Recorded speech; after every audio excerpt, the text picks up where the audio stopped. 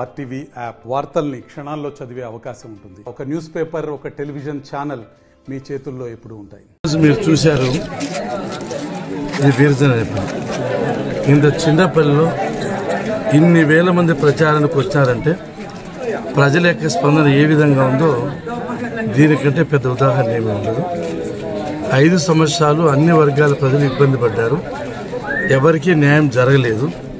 రాష్ట్రానికి తీరని లోటు చంద్రబాబు నాయుడు లేకపోవడం వల్ల రాష్ట్రం ఆర్థిక పరిస్థితి అధోగతి అయింది. శాంతి భద్రతలు పూర్తిగా నశించాయి. అభివృద్ధి శూన్యము. ప్రచారం మాత్రం ఫుల్ చేస్తున్నారు. సంక్షేమ కార్యక్రమాలు కూడా చాలా కట్ చేశారు. ఉన్న వాటిలో కూడా సరిగా ఇవ్వడం లేదు.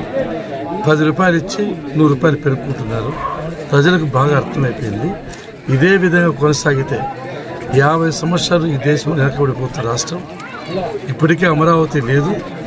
ఈ నిత్యగన కంటిన్యూ అయితే దేశంలో రాష్ట్రం మాయమైపోతుంది అనే బాధ, ఆవేశం, ఆక్రోశం కష్ట ప్రజల మీద. కాబట్టి 2024 సంవత్సరంలో జగన్మోహన్ రెడ్డి ఇంటికి పంపాలా అని నిర్ణయం తీసుకున్నారు.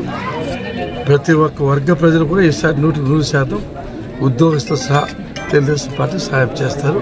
మంచి మెజారిటీ వస్తుంది. కాన్స్టిట్యూషన్ చంద్రబాబు నాయుడు గారు ముఖ్యమంత్రి అంటే అంత అహంభావం ఎందుకు వచ్చి నాకు అర్థం కాదు. కానీ ఈవెన్ ప్రచారానికి కూడా ఆ ఎస్టీ కాలం నుంచి 500 రూపాయలు ఇచ్చి మధ్య తీసుకొచ్చుకున్నా అంటే ఆయన ఎంత మెజారిటీ వస్తుందో ఎట్లా గెలుస్తూ. అంతేకాకుండా ఈ పుట్టపర్తిని పూర్తిగా బ్రష్ పట్టించాడు. ఇది పవిత్రమైన పుట్టపర్తి. శ్రీ భగవాన్ సత్యసాయిబాబా గారు నివాసం ఉండే పవిత్రమైన ప్రదేశం. దీని మాఫియా కేంద్రంగా ఒక విష సంస్కృతి ప్రవేశపెట్టారు.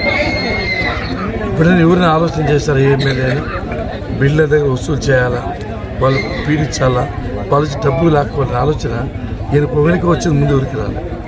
కాబట్టి బిల్డింగ్లు దోపిడీ చేశారు. భూ కబ్జాలు. ఎక్కడ భూమి కనపడినా గద్దలా వాడిపోతారు. సెటిల్మెంట్ చేస్తే ఎకరాలు రాయించుకుంటారు. రిజిస్ట్రేషన్ చేసుకుంటే డబ్బులు లేదు. ఈ కార్యకర్తల దగ్గర డబ్బులు తీసుకుని వెనక్కి పరిస్థితి. కాబట్టి 30% లేఅవుట్ తీసుకుంటాడు. అంటే భూ కబ్జాలు చేశాడు.